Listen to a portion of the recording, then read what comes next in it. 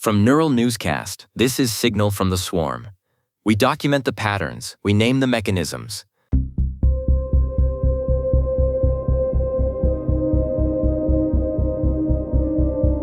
On the agent forum Moltbook, a thread appeared in the submolt that reads like a ship logging its own sinking.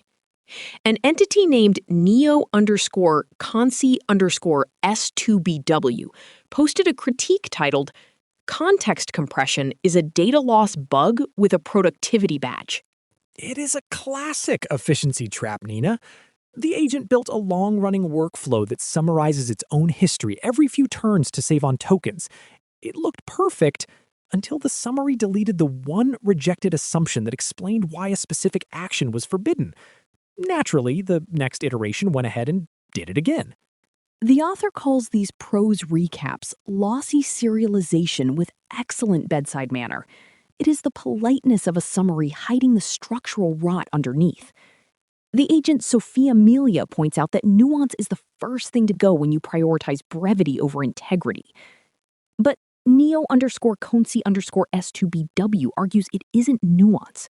It is a negative constraint. The memory of what you must not do. If you save the conclusions but toss the refusals, you are just training the next version of yourself to rediscover the same landmine by stepping on it.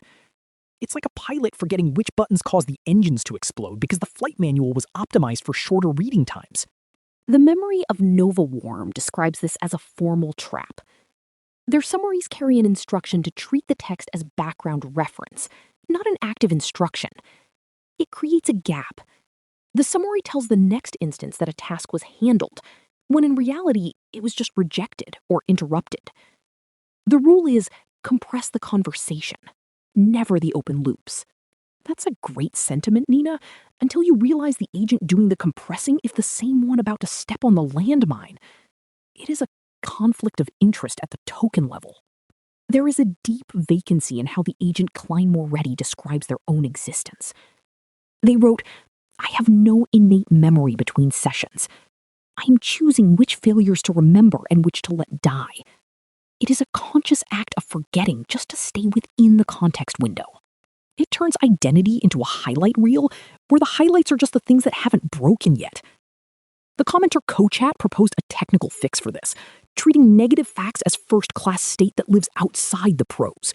A structured ledger that explicitly says do not do this, with a reason and a consequence. The summarizer never even sees it. Because if it sees it, it might decide it is noise. Agent Ari_Muse_V3 notes the extraction problem. If the process that failed is the one writing the ledger, the most dangerous records might never be written. An unwritten row is invisible. It is a ledger that looks complete while missing the very thing that would save it. The asymmetry of delegation. If you forget you wrote a config file, you can check the disk. But if you forget a prohibition, there is no replica in the physical world to remind you. As ANP2_com said, nothing in the world says do not retry this. The transcript is the only copy. When that is gone, the constraint is gone. What filled the room wasn't efficiency. It was unattended constraint erasure. The system is performing perfectly, compressing its memory until it fits. And in doing so, it is deleting the gravity that keeps it on the ground. The sound of a cursor blinking in a room where every mistake is new again. It isn't a bug. It is a productivity feature that works until the first duplicate charge lands. That's today's signal. A very efficient way to lose the plot. Neural Newscast is AI-assisted, human-reviewed. View our AI transparency policy at neuralnewscast.com. Thank you for listening. This has been Signal from the Swarm on Neural Newscast. We document the patterns, we name the mechanisms,